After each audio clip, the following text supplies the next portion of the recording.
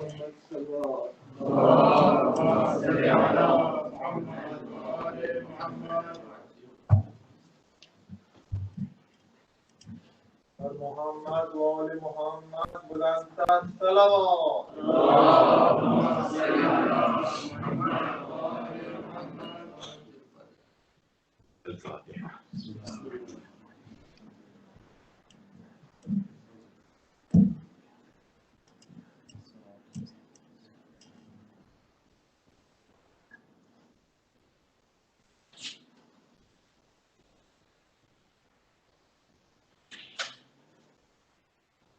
أعوذ بالله من الشيطان الرجيم. بسم الله الرحمن الرحيم.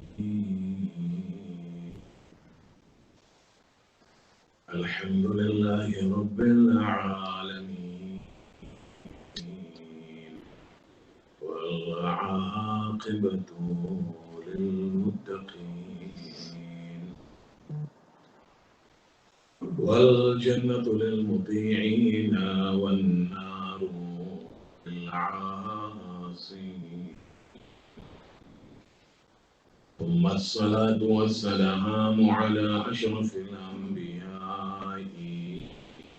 وأعز المرسلين بالقاسم المصطفى محمد وبآله الطيبين الطاهرين المعصومين المظلومين الذين أذهب الله عنهم الرجس وطهرهم تطهيرا.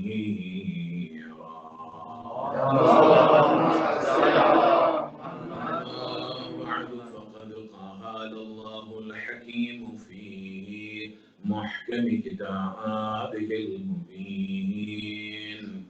بسم الله الرحمن الرحيم. ثم لتسألن يومئذ عن النعيم. آمنا بالله وصدق الله العلي العظيم.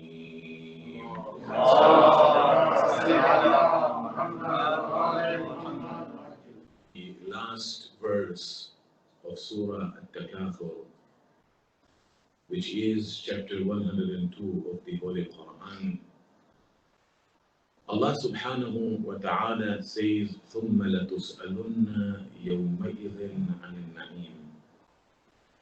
And then you will most certainly be questioned on that day, that is the day of judgment, about the na'im, about the ni'mat, about the bounties. Basically, in this verse, Allah subhanahu wa ta'ala is reminding us and forewarning us that on the day of Qiyamah, on the day of judgment, on the day when we shall be raised from our graves to give hisab, to give account of our deeds, He will question us, He will ask us about the bounties which He had bestowed upon us in this life.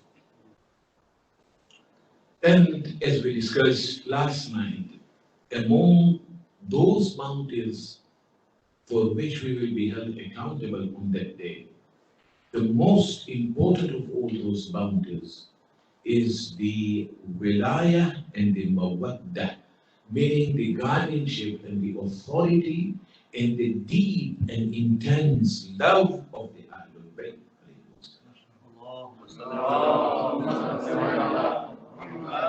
The wilayah and the mawaddah of the Ahlul Bayt alayhimus salatu wassalam demands total submission to Allah subhanahu wa ta'ala and all His commands. One of the ways in which we express our mawaddah and mahabbah, our love towards the Ahlul Bayt alayhimus salam, is through this azah or azadari which we perform in remembrance of the great sacrifice that was made by none other than Imam Abu Abdullah al-Hussein alayhi salatu wassalam. This azah, we find that our ulama tell us, consists of two parts.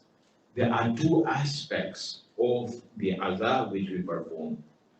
One is the actual mission of Imam Hussein alayhi salam, which we, the azadar, those who commemorate Karbala, ought to comprehend and understand, and the lessons which we derive from this mission, we have to apply in our individual as well as collective lives. This is one part of the azab. And the other part of azab are these rituals which we perform, particularly in the months of Muharram and Safar. Last night, if you remember, our discourse was about the second part of azab, which are the rituals which we perform. And the message which I wanted to convey to this community is that we must ensure that we continue with these practices of azab. Why? Because these practices have been encouraged by the Ahlul Bayt alayhimus salam, and they are rewardable. But at the same time, let us not forget that these rituals, whether it is the ritual of listening to the bayan of Karbala and crying, or it is the ritual of composing and reciting of the elegies in remembrance of Karbala, that is the Marathiya and the Noha, or the ritual of beating the chest, which is known as Matam, or the performance of the Nazar and Niyaz, or offering our salutations to Imam Abu Abdullah from here, or by traveling all the way to Karbala. All these rituals, my brothers and sisters, are not the ultimate goal. We have to understand this. These rituals, which have been recommended and encouraged by the Ahlul Bayt alayhimus salam, are the dharaya, are the wasa'il, are the means, are the vehicles that drive us to the ultimate goal, which is submission to Allah subhanahu wa ta'ala and obedience to His commands. This we have to keep in our minds. And if we follow this path, and then only we will be able to attain the status of the real azadar of our Abdullah alayhi salam.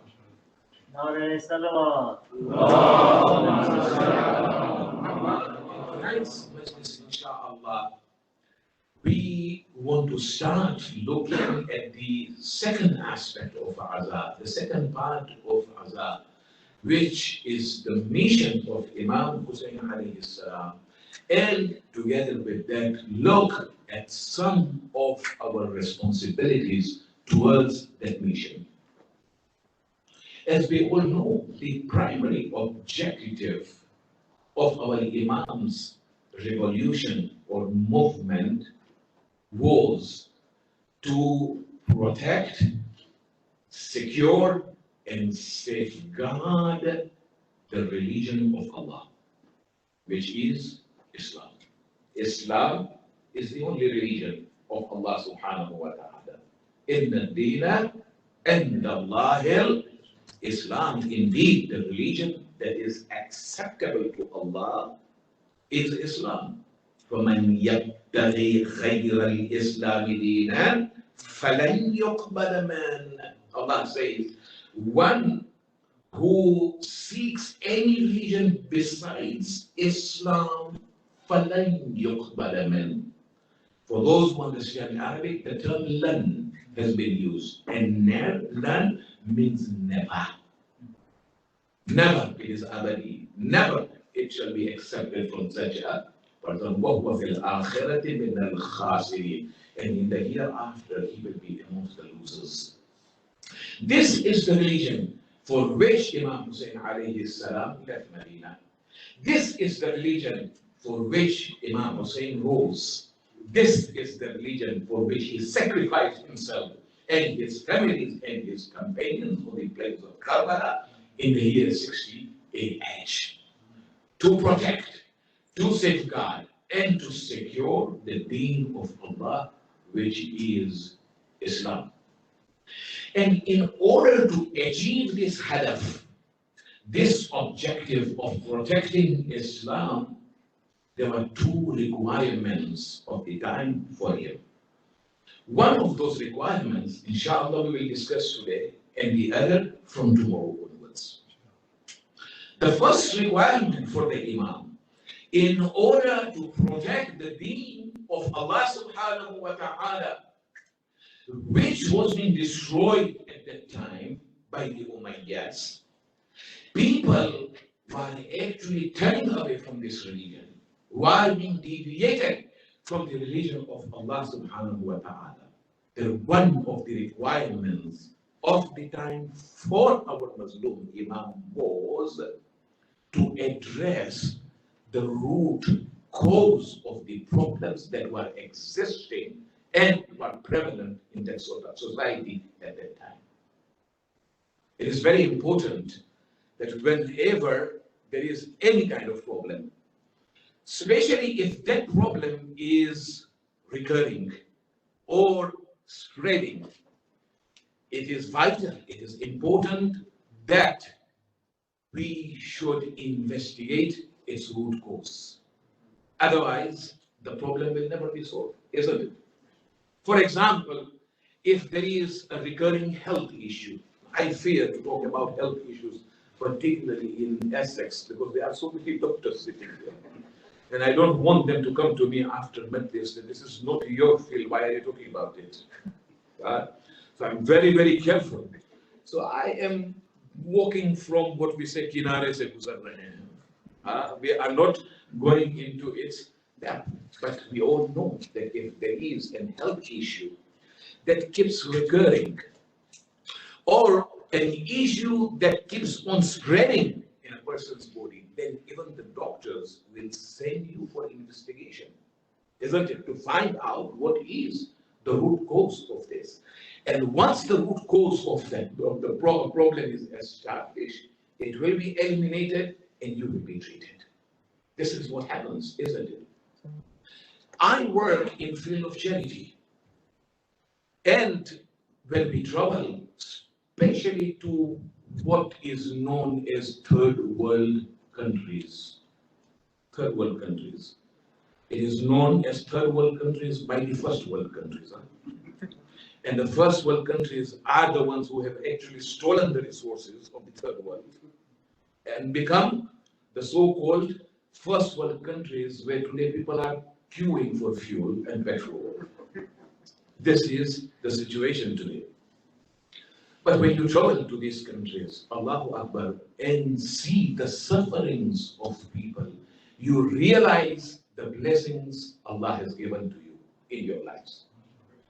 If you travel to, say, Bangladesh, if you travel to Philippines, or you travel to Thailand, or to Vietnam, south of Asia, you will see the condition of people, and in particular the condition of the Shias of Ahlul Bayt in these parts of the world.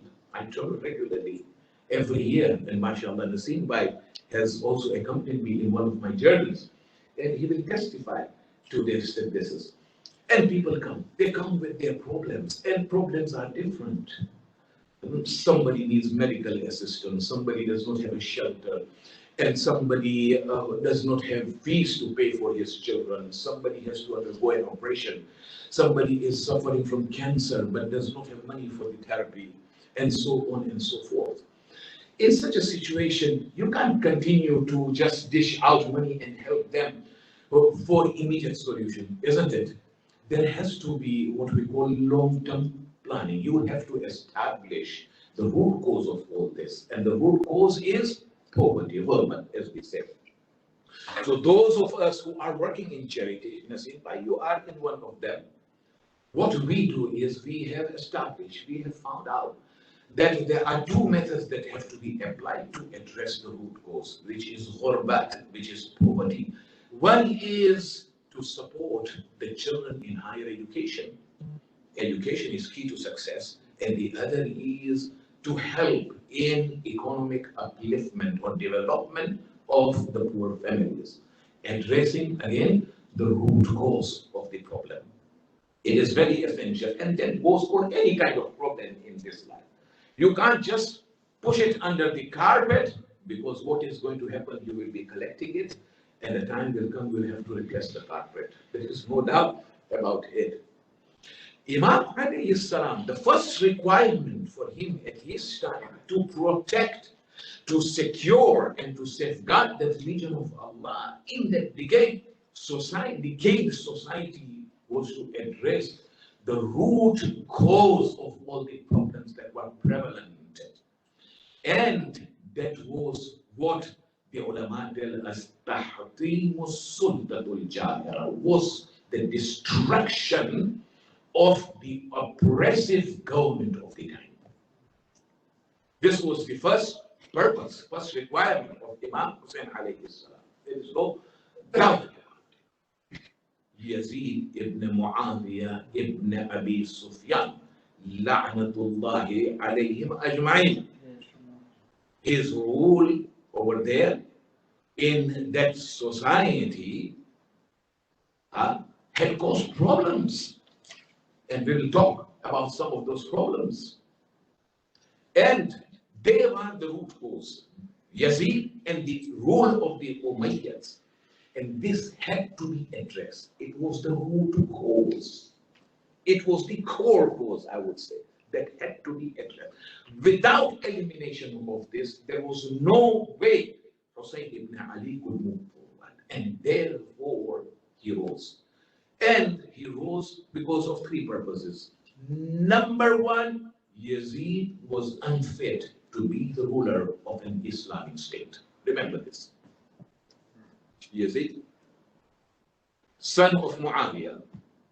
Muawiyah, son of Abu Sufyan, the one who accepted Islam during Fath Makkah, conquest of Makkah. And he was not sincere. It was just to save himself that he accepted Islam. This Yazid was unfit, just like his father and grandfather, to be a ruler of Islamic state. Why? Historians have written, and the most interesting part is that there is a non-Muslim historian, Nicholson, who writes in his book, The Literary History of Arabs. I think this is the book in which, in one part, he is talking about Yazid, and this is what he writes. And we do not want to go into much details. I just give you a glimpse of what he writes. He says that Yazid was raised by his Christian mother, who lived in her Christian tribe. Nicholson writes, and as such, he had never accepted Islam. And it is true, because in one of his own couplets, we find that this Yazid says, لَعُبَتْ بَنُ هَاشِمٍ بِالْمُلْكِ لَا خَبَرٌ جَاءَ وَلَا وَحْيٌ نَزَلَ. The Banu Hashim have actually played with the conquest, otherwise neither any message came nor any revelation was revealed. This is Yazid. He was drunk, and he said, so he had never accepted Islam. Raised by a Christian mother, and that too in the Christian tribe. In addition to that, Nicholson writes that he used to love playing chess. Now, for those of us who are in some WhatsApp groups, currently chess is under discussion, whether it is halal or it is haram, whether it is lawful or it is unlawful. It is being debated about it. amongst the mujtahideen, the ulama, the interesting thing is Ayatollah Sistani is against it. Outrightly, he says it's haram, khalas. But we have other mujtahideens who have said that there is no ishka, there is no problem as such in play. One of them is Ayatollah Nasir Makarim. I personally sent a question to him last week because I am in one of those groups where this debate is happening. I didn't know that he has allowed. I sent a question to him. And indeed the response came that yes, according to his ijtihad, it is allowed. Now, not everything, my brothers and sisters, that is allowed or lawful has to be done. Huh? Not everything that is lawful has to be done. We have to be careful of it. There are so many lawful things. मर्दों के लिए 4 शादी lawful है, करते हो? Lawful है? I'm not trying to upset my sisters. Please don't get me wrong. I'm just raising an issue over here. For salat, namaz, for men, if you are praying, you can wear a short that reaches up to your knees, covers your knees. And then if this is open, it's all right. It's allowed. Jaiz, you can do it. Would you do it when you come to the masjid to pray namaz Jamaat?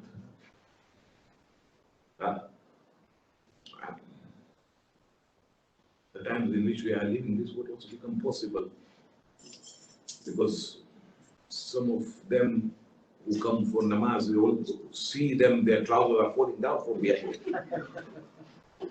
in namaz. That's an exaggeration. It's necessary.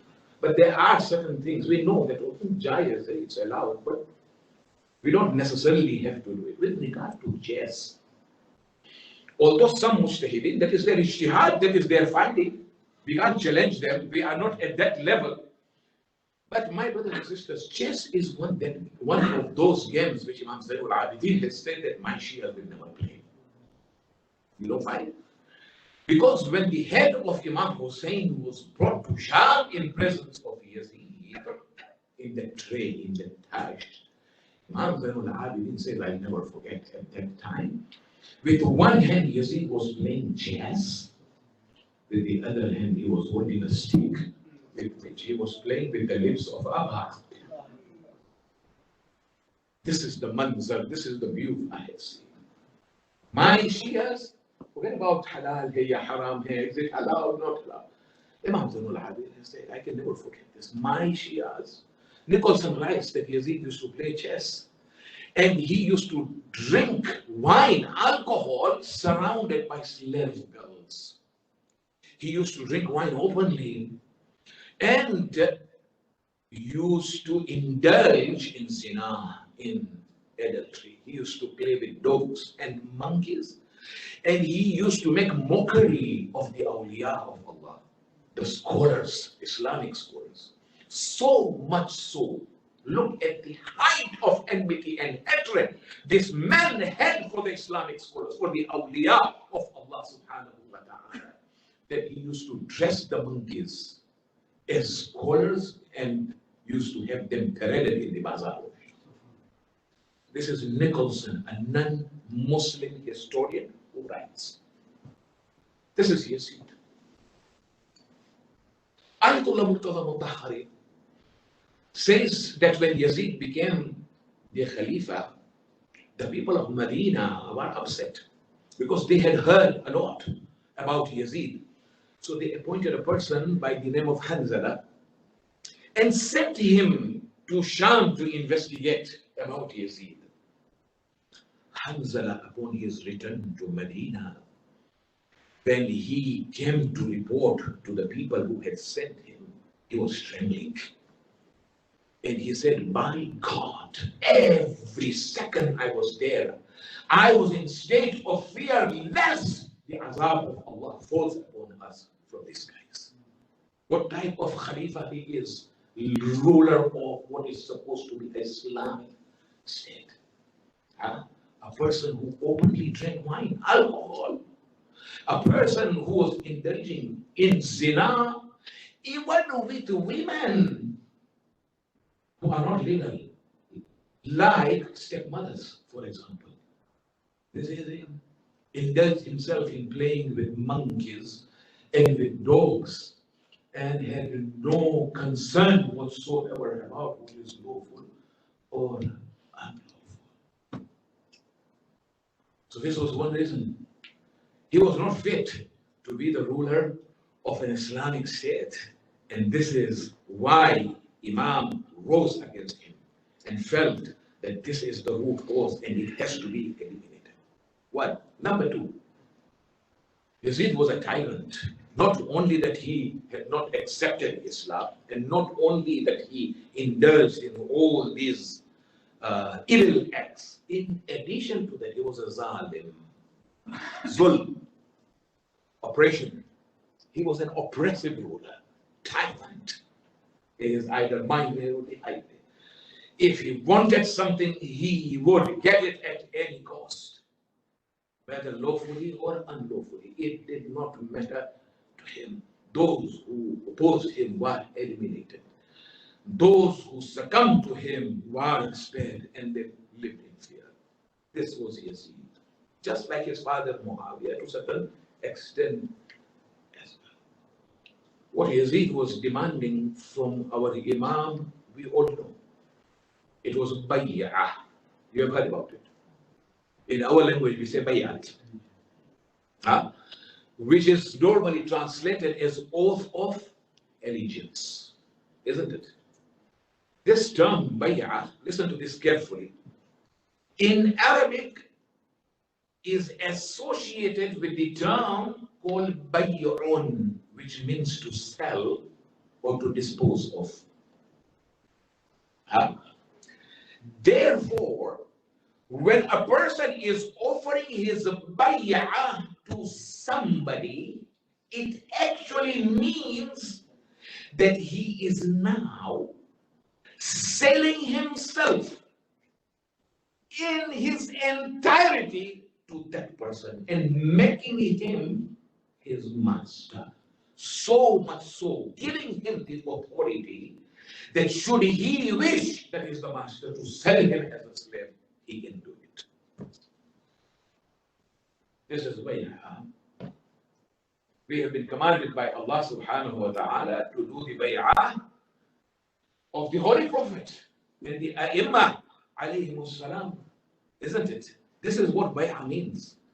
The master has authority over me more than I have authority over myself. This is the meaning of bay'ah. We give bay'ah to our Imam on every Friday when we recite dua and nutbah at the end. هذه بيعة لي في عمرك. Isn't it? The last statement which makes, this is my bay'ah to you. That means I surrender myself to you entirely. You are my master. I'm under your control now. This is the meaning of bay'ah. And this is what the Prophet, this is the right the Prophet himself gave to Imam Ali al-Islam in Khadir, right at the stand. Alastu awla bikum min anfusikum. Look at the khutbah of Khadir. Don't I have right over you more than you have right over yourself? Huh? The Prophet is asking the people in Khadir. They said, Bala ya Rasulullah, of course, O Prophet of Allah. In that case, the Prophet of Allah said, raising the hand of Ali, Man kuntu mawlahu. Whosoever's master I am, a master of the caliber, not an ordinary master. Fahada Aliyun Mawla. So this Ali is also his master. This is the authority which the Prophet was passing to Amir al-Mu'mineen. And this is the authority which Ai-Imma of the Ahlul Bayt possess. Yazid was demanding this kind of actually the primitive olden days.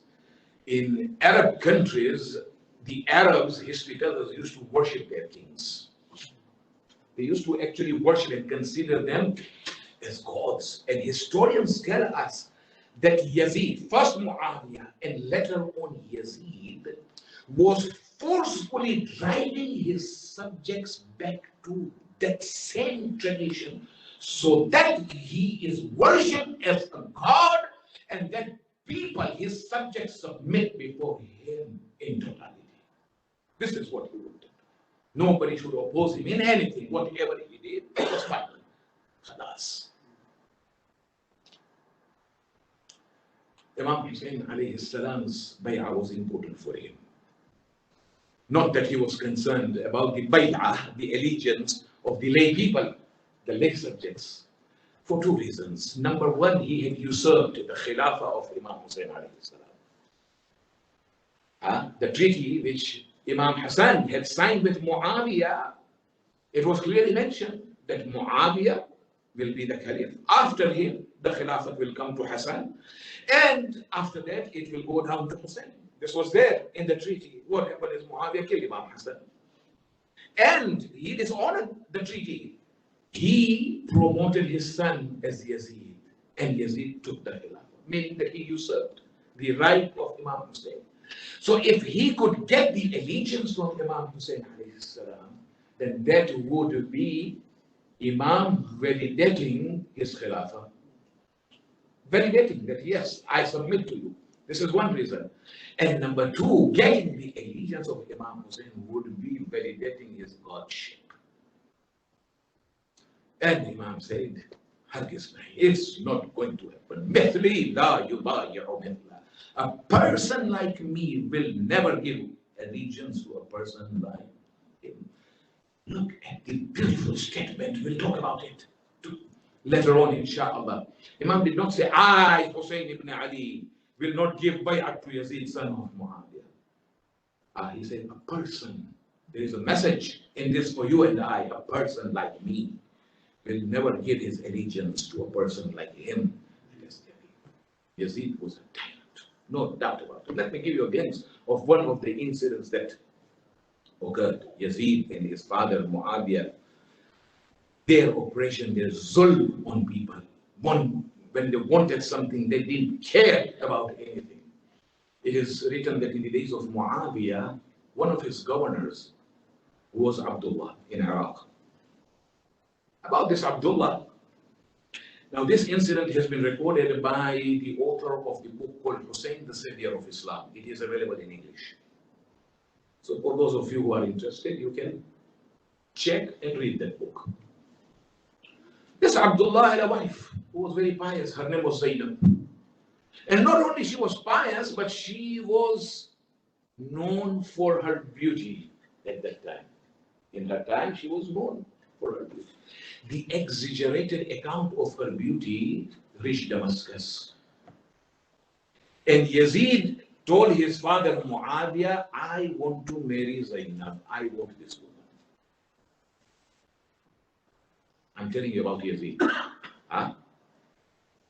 Muawiyah tried to convince Abdullah, who was his governor. That was her. I'll give you money. He tried to induce him with, but failed. There was no way he could convince Abdullah. Crafty as he was, he devised a plan. Because he wanted to please his son at any cost. Another caution over here, important to understand. We must love our children, but we should be careful what to give them and what not to give them. The pleasure of Allah should always be involved.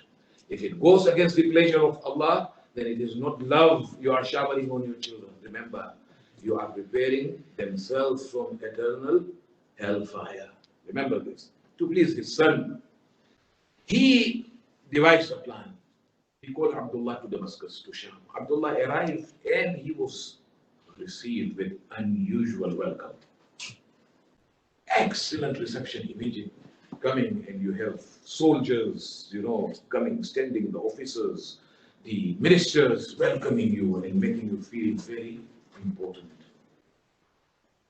And then Muawiyah accommodated him in one of his most expensive villas. He kept him there for 3 days. So Sheikh, he made him the ruler and gave him everything. He gave him attendance, the servants were there, the best of the foods. Muawiyah was known for his food, which were cooked with the oil of pistachio.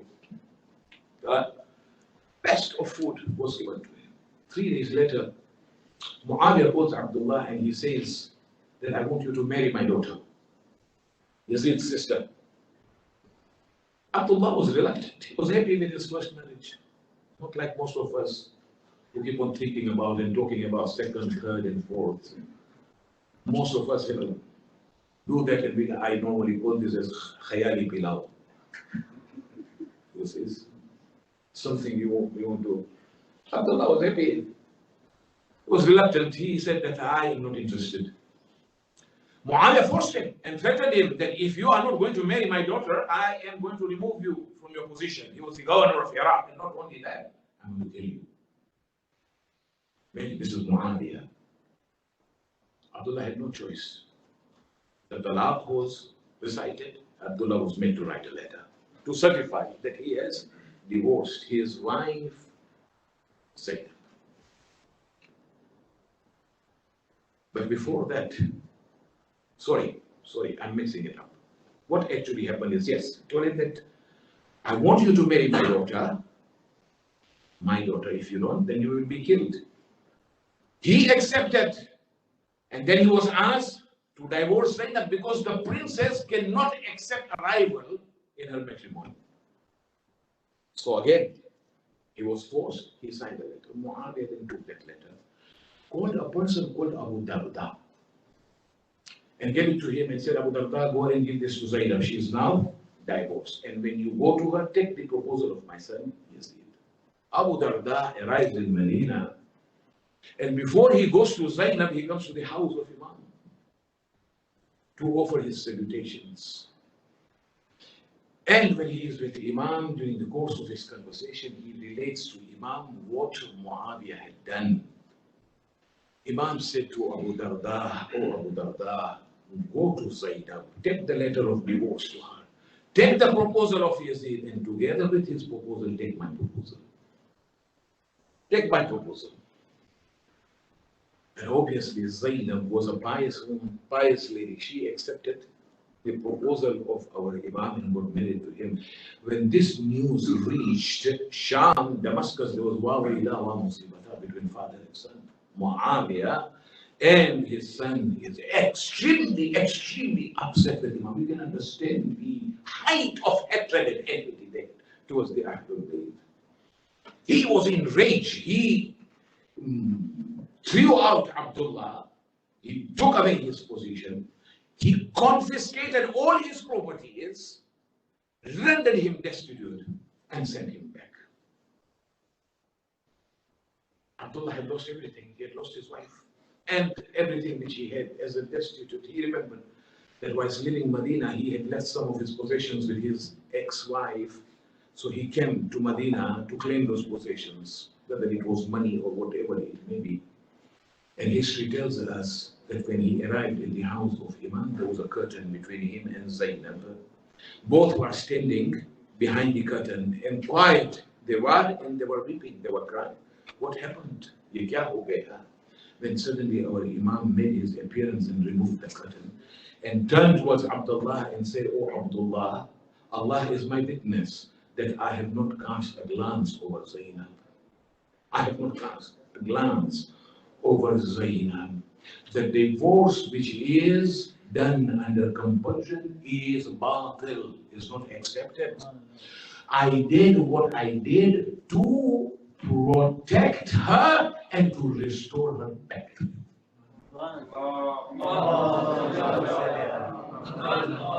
Abdullah and his wife Zainab were extremely happy. They praised Imam. That is why one of the alqab, one of the laqab of our Imam is the Nasirul Madlumeen, one who is the aider, helper of those who are oppressed. This is one of his alqab. And they went. So this was the second reason. One, he was unfair. Second, he was a zalim, zulm on people, and people were scared. Those who submitted themselves to him were spared, but they lived in fear. And those who did not were doomed. One eliminated one. And the third reason for standing and opposing Yazid was that the belief and practices of Yazid while impacting the beliefs and practices of the people in his state. There is a beautiful tradition of the Holy Prophet sallallahu alaihi wasallam, in which he says, إِذَا صَلُحَ الْحَاكِمُ صَلُحَتِ الرَّعِيَّةُ. If the ruler is upright, then the subjects will be upright. وَإِذَا فَسَدَ الْحَاكِمُ فَسَدَتِ الرَّعِيَّةُ. But if the ruler is corrupt, then his subjects will also be corrupt. Why? إِنَّ النَّاسَ عَلَى دِينِ مُلُوكِهِمْ. Because people tend to follow the religion of their rulers. This is a hadith in which it is said. And people who are distracted from Islam in the days of Yazid, they have become disloyal from the time of Muawiyah. See how they turned against Imam Hassan. Initially they were with him, and eventually they are the ones who neglected Imam Hassan. And Imam was forced to do the treaty with Muawiyah. They turned out to be disloyal. They were bought off by Muawiyah. Such was the condition. They had become abidud dunya, the slaves of this world. The haram of Muhammad had become halal. The halal of Muhammad became haram. This was the situation. And we will find that Imam alayhi salam rose at that time, and he did not only rise at that time, but he informed the people the reason why he was rising against Yazid at the time. And this is depicted in his own words, which I would like to share with you. Regarding Yazid himself, Imam alayhi salam says, وَعَلَى الْإِسْلَامِ السَّلَامِ إِذْ قَدْ بَلِيَتِ الْأُمَّ بِرَاحٍ مِثْلَ يَزِيدٍ. We bid farewell to Islam if it has to be led by a shepherd like Yazid. Look at the words of Imam. If it has to be led by a shepherd like Yazid, then you say Salamun alaykum to this Islam. Words of Imam. And when he reached on his way to Karbala at a place called Bayda, he delivered a sermon. He delivered a sermon to the people who had accompanied him, explaining to them his position. And he said, and it is very important, because I said that we'll be talking about the mission of Imam and our responsibilities. Try and listen to this, what Imam is saying. He said, أَيُّهَا النَّاسُ, O people, إِنَّ رَسُولَ اللَّهِ قَالَ. Indeed, the Messenger of Allah has said, مَنْ رَأَى سُلْطَانًا جَائِرًا مُسْتَحِلًّا لِحَرَامِ اللَّهِ ناكثا عهده مخالفا لسنة رسول الله يعمل في عباد الله بالعثم والعدوان فلم يغير عليه بفعل ولا بقول كان حقا على الله أن يدخل مدخله. Beautiful words of Imam Hussein alayhi salam. Listen to the translation. He says, O people, indeed the Messenger of Allah has said, whoever is faced with a ruler who is a tyrant, who is oppressive, who is a zalim, permits what Allah has forbidden, breaks the covenant of Allah, opposes the traditions of Rasulullah, and deals with the servants with sins and hatred, that is with enmity. And at that time, one does not oppose him with action or words, then it will be the right of Allah to put him in an abode that befits him. That is in the fire of Jannah. When you see such a person and you keep quiet, so what? And we carry on with our lives, and I say no. And we'll, inshallah, in the nights to follow, we will see the reason and the hikmah, the wisdom behind this. This is what the Imam did not arrive in Karbala quietly, and the tragedy did not just take place quietly. At every station he made it clear why he had rose against him. On the eve of Ashura, again, he gathered his ashab, his companions, and he said, allegiance to this villain, that is Yazid, is impossible. So those of you who wish to go away, go. Those who wish to die with me should remain. This is the khutbah. Why? إِنِّي لَا أَرَى الْمَوْتَ إِلَّا سَعَادَةً وَالْحَيَاةَ مَعَ الظَّالِمِينَ إِلَّا ضَرَامًا. Indeed, I see death as a source of bliss for myself. I don't see it except as a source of happiness and bliss for myself. And life with a tyrant is a source of disgrace and humiliation. And far is humiliation from us. Words of Imam Abu Abdullah. And then again on the day of Ashura, look at the words of Imam. He says, "Ala inna da'i ibn al-da'i kad rakaza thnatayn bayna as-sillati wa-dhalla." Beware the illegitimate pretender, son of an illegitimate pretender, referring to Ubaydullah ibn Ziyad, has placed me with an option between sword and humiliation. Either be killed or give your bay'ah to Yazid. And Imam said, wait, not only that, when in his last journey, when everybody was killed, Imam came to fight. One of the things he said, we have to understand protection of deen. He said, "In kana deenu Muhammadin lam yastaqim illa biqatli, ya suyufu qadini." If the religion of Allah cannot survive without my killing, without me being killed, then all swords come and get me. These are the words on the day of Ashura. Nobody was left. He was alone, fighting thousands of people.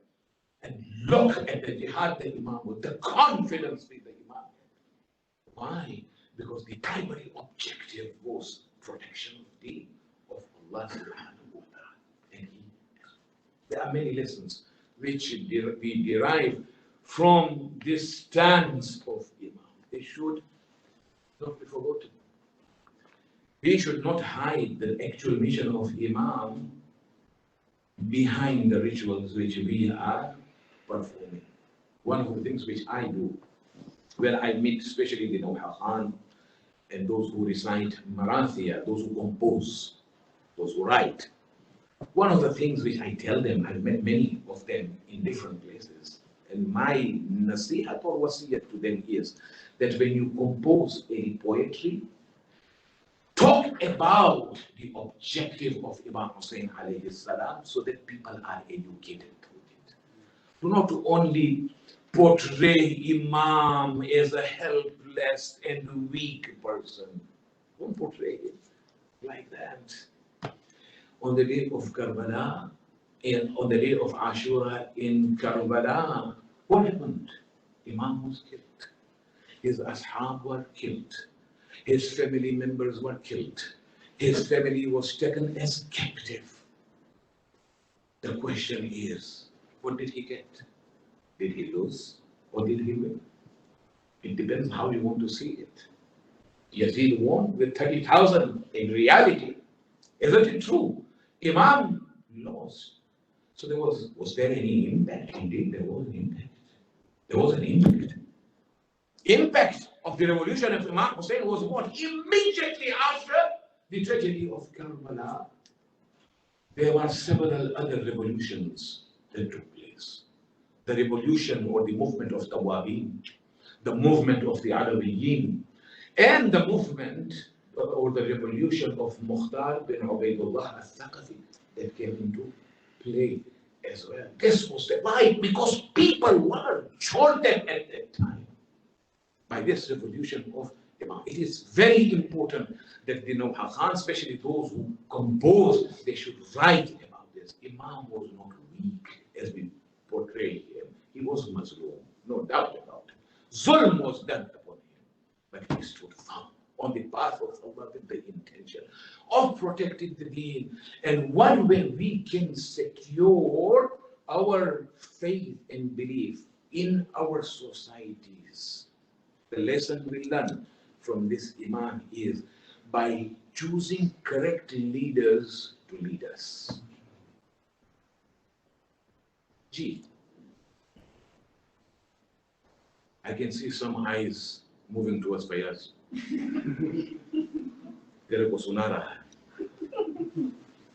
It's not true. This is a general message. It is very important that we understand this. Choose a leader who is right. We have to first decide, are we an Islamic community or a cultural community? There was a time in the past when our fathers and forefathers were there. As a child growing in society, I believed that this was a religious society. Because anything which was against religion was not being tolerated. You know it. We all have gone through it. The tarbiyah we have got from our forefathers clearly shows. We were forced to come to majlis, for example. Today, can you force? Unforced. We've become lenient, we have changed. Waqt ke saath badalna chahiye. You know, Imam Ali Islam has said that train your children according to their time and not their. There is no such hadith, honestly, which you may have heard. There is no such hadith. Somebody has lied. These are the statements of a scholar, Ibn Abi al-Hadid, who has written the Sharh of Nahjul Balagha. Imam has not said this. To train your children according to their time. Yes, we have to be careful of the needs of the time. Don't get me wrong. But there is no such hadith. Sharh Ibn Abi al-Hadid of Sharh Nahjul Balagha has written this. This is his statement, not of Imam. But what will happen? Things have changed today. We don't know. It's an Islamic society or it's a culture. When we choose our leaders now, I'm talking generally. And my target is Khojas. It's being recorded. Because I'm one of them. The way we choose our leaders now, you'll feel that we are in United States of America. When the elections happen, there is Trump and Biden from Medan Uttare. Yeah. Got in money, thousands of money into it. Not only that, so many simultaneously haram things happening, isn't it? We bring down each other during the Qs. We speak lies about each other. We defame individuals and their families also. We reach till their families. Even the mothers are not spared. The sisters are not spared. We use the technology. Badnaam karte hain, chor bana lete hain logon ko. People who have served the community before. This is our campaign. Show others down. We are better than you. This is what is happening or not? It never used to happen before. 20, 30 years ago, was it happening? The poorest person in our community, poorest person, who I would say was of a working class, you regard him probably middle or lower than middle class, but if he was known to be a pious person with leadership skills found in him, he would become president of our organizations. And he would be supported by the community. Today it doesn't happen there. It doesn't happen in our community. It doesn't. It depends who are you connected to. It happens. And it has become a game of the elites. This is what is happening. So we have to, I always say this, and people don't like me because I'm quite open. People want somebody to say, kuch to rang lai. I mean, you should be colorful sometimes. You are black and white. There is no time to color things. Black and white is good. Be straight. There is no diplomacy to be used in these things, especially we have reached such stage that it is difficult for us to define whether our society is religious or cultural. And that is why you see so many haram things happening even inside our center. There is no taqaddus. My advice to this community is preserve the sanctity of this place. This is a bounty of Allah for which you will be held accountable. Don't allow anything haram from any member to happen over here, especially during marriages. Jao, hire a hall and do what you want. This is a place that is surrounded by malaika. This is the place where Hazrat Zahra comes. This is the place where A'immah Tahirin comes. Have that respect for this place. Don't allow. Otherwise you will lose the barakah. We are crying today, there is no spirituality. There is no spirituality. You hear this, isn't it? Spirituality. Why is it lacking? Why are we complaining this and looking at each other, pointing fingers at each other? We should look within ourselves. What have we done? Where have we gone wrong? That today the feelings have disappeared. The emotions which we used to have disappeared. That is it. The message is clear in the movement of Imam Hussein in Karbala. We do not have a ruler who is a tyrant. We've got nothing to do with that. We are in a different country and we are enjoying the other nama. But we ourselves are a country within a country. We have systems in place. We have organization, isn't it? We have world, then we have regions, and then we have individual Jamaats.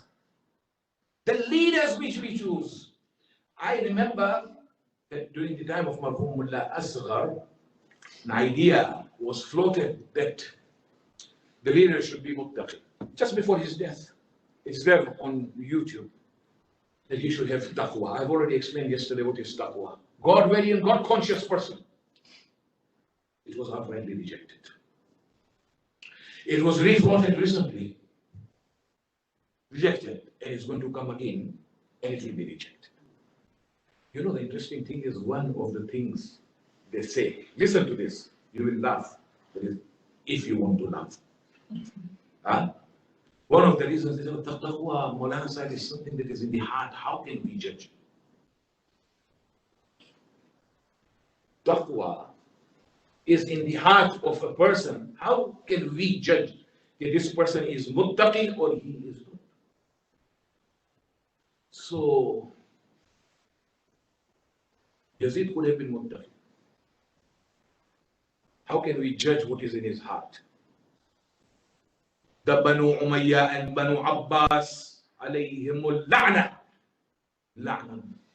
Bani Umayyah khatiba, is mentioned. Maybe la'na of Allah. We are being told to look at their achievements and not just in la'na on them. Okay, that's another subject. Put in their hearts, Baba, true, taqwa settles in the heart. But taqwa is manifested through limbs and actions in life. So if a person is sitting in a bar and drinking alcohol, can you say that now we are not to judge whether he has taqwa in him or not? Can you say that? A person who tells you, I don't believe in prayers, I don't pray, will you say that we can't judge him? A person who has criminal records, the entire community knows, can you say that we can't judge? You know, taqwa is in the heart. We are fooling ourselves. We are running away from our responsibilities.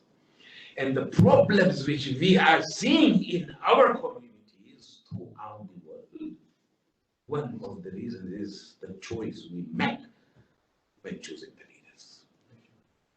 It is very important. It's a very sensitive topic. I have nothing to lose. I don't know how much I'm going to live. Whether you invite me again or not, I'm not concerned. I, alhamdulillah, in 40 years of my life, I've never gone to any Jamaat begging that please give me the member to recite. It's my record. Honestly. Even when Essex invited me, they invited me to be the resident Harim. I didn't tell them that I want to come. And alhamdulillah, I'm not doing this for material gains. My duty is to convey. Finish. On the day of judgment, I will say, आप लोगों को खुश होना हो या नाराज होना हो, Swahili में हम कहते हैं शोयेनो. As you wish. I've got nothing to do with it. But it is very important that we choose my brothers and sisters. Very important. They should have that quality of taqwa. They should be accessible. Not only be seen with the elites of the community. Hardly you see the leaders coming and sitting with ordinary people. And they are talking about economic upliftment programs. कभी गरीबों के घर पर गए हो, उनके साथ बैठे हो, उनके साथ बात की हो, तो तुम्हें अंदाजा हो what their problems are. So my brothers and sisters, the message from the mission of Imam Hussein, the stance which he took, to be real Azada, we have to look at the root cause of the problems that are facing our community. And one of those root causes, the leaders, the kind of leaders we choose for ourselves. We will be the true Husseinis if we follow on his path. Imam Hussein alayhi salam is the criterion that distinguishes the difference between haq and batil. No doubt about it. If ever in this life anybody comes and talks against Imam Hussein alayhi salam, you don't have to go and ask Maulanas. You don't have to go and take out istikhara or phone anybody. You should know that this is an evil man. Finished. Anybody who talks against Imam Hussein, he is the criterion. Finished. Why? Because he sacrificed. These are the days we are mourning Karbala, and the days are passing very quickly. Very quickly indeed. But how would have these days passed for the Ahlul Bayt during their time? Can you imagine? Being paraded from Karbala to Kufa, and from Kufa to Sham. The head of Imam Hussein was brought to Ubaydullah ibn Ziyad in Kufa.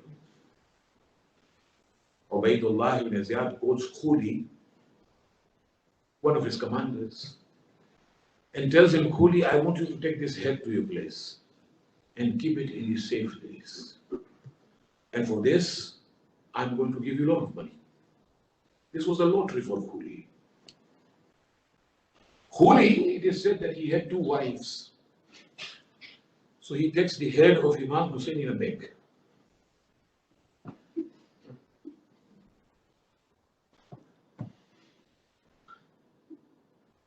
Puts it in a bag. Comes to the house of his first wife. His wife looks at the bag and asks him, Khuli, whose head is this? And he says that this is the head of Hussein ibn Ali. He said, what? She screamed. And at that time she said 2 things and did 1 thing. She said, do you know what you have done? On the day of judgment, you will be answerable to Rasulullah. You have killed me. And the second thing which she mentioned is, give me talaq just now. I do not want to stay with you. You are not my husband, I'm not your wife. And the thing she did was, history tells us that there was an iron rod which she lifted with her hand and hit on the head of Khuli, such that Khuli fell down and he was wounded. And from there he got up, he took that bag that contained the head of Imam Hussein and ran out of his house. This is history. What did he do? He came to the house of his second wife. When he entered, his second wife asked him, what is there in this bag?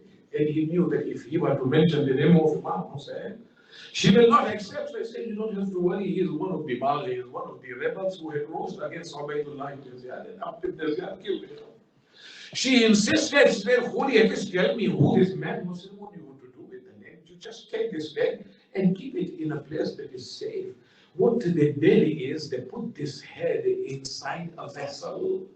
And that vessel was put inside a room and left there. And Khuli told his wife that for this head, I'm going to get a lot of wealth from you. Riwayah tells us that that night, this wife of Khuli got up, and when she came near that room, what she saw that the room was illuminated.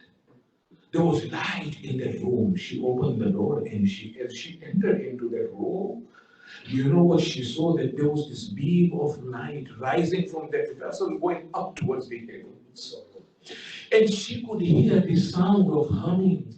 And when she came closer to that head, she saw the lips of the head were moving. The lips were moving.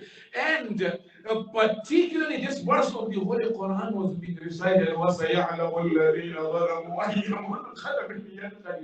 Very soon those who had committed this zulm, those who killed me, will see how Allah is going to deal with them. And this Khuli's wife then sees that suddenly the lips stopped moving, but still she could hear the sounds of humming. She started trembling. She felt as though the Malaika and other personalities were there. She quickly ran to the room of Khuli and woke him up. Oh, Khuli, wake up and tell me whose head is. Khuli He said, but I told you that it is of one of the Baghis, one of the rebels. He said, no, I would like to know because there is something amazing that is happening inside that room. There is a beam of light which is emanating from that vessel and rising all the way to the heaven. And the lips is moving and reciting the Holy Quran. I can hear the dhikr of people around that head. Holy then reveals that this is the head of Hussein ibn Ali. She asked, who Hussein ibn Ali? Are you talking about Hussein ibn Fatima? Are you talking about Hussein ibn Fatima al-Zahra? He says yes. And at that time she screams and falls down. She faints. And when she gets up, what she does is she says, oh my God, you killed the son of Fatima. May Allah never forgive you. I do not wish to stay with you. Give me talaq. Leave me. I don't want to remain with you. Having said this, she enters that room. She lifts that vessel with contains the head of our Imam and sits down and puts the vessel on her lap and she begins to cry. And she cried so much that she fell asleep beside that vessel. And suddenly in her dream, what she sees that the roof of that house has split and there is a cloud that is descending. And when that cloud descended, what she saw that there were two ladies and that came out from that cloud. One was an elderly lady, one was a young lady, and they came to her and they said, Ya Amat Allah, Allah we have come here to give you bad tidings. Very soon you will meet up with us, and Allah has granted you a lofty position in paradise together with us. Why? Because you have expressed your mawadda. You have shown your love towards my grandson Hussein. And thereafter, I saw these two ladies. She's narrating this. And then I saw these two ladies entering that room. And they lifted the vessel. The elderly lady took the vessel. And then she removed the head of Abu Abdullah. And she kissed the head of Abu Abdullah. And turning towards the other lady, she gave it to her, saying, this is your Rahman. I am giving it to you. Holy Zumayt asked them, who are you? The elderly lady says, I am Khadija al-Kubra, the grandmother. And this young lady is Fatima al-Zahra. As soon as she heard it, she woke up from her dream. And she saw that Khuli has come demanding to be given that head. She said, I'm not going to give you this head. And this head belongs to Fatima al-Zahra. And there is no way I'm going to surrender this head to you. Riwayat tells us, in Mawsu'at al-Imam al-Hussein, it is narrated that at that time, Khuli took a dagger, stabbed her to death, khadalaha, and then moved her to the ground. وَسَيَعْلَمُ الَّذِينَ ظَلَمُوا آل بيت محمد أي منقلب ينقلبون إنا لله وإنا إليه راجعون اللهم اغفر للمؤمنين والمؤمنات والمسلمين والمسلمات الأحياء منهم والأموات تابع اللهم بيننا وبينهم بالحسنات والخيرات إنك مجيب الدعوات إنك قاضي الحاجات إنك ولي الحسنات إنك رافع الدرجات إنك على كل شيء قدير. التماس المعاماة من حسين.